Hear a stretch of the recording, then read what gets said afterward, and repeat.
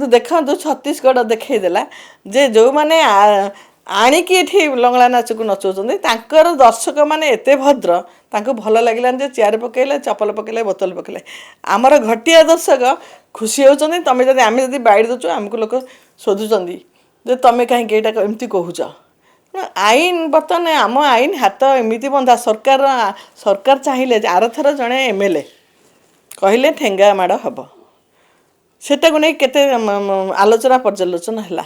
ସେତେବେଳେ ମୁଁ ବି ମଧ୍ୟ କହିଥିଲି ଯଦି କୌଣସି ଜିଲ୍ଲାରେ ଏଭଳି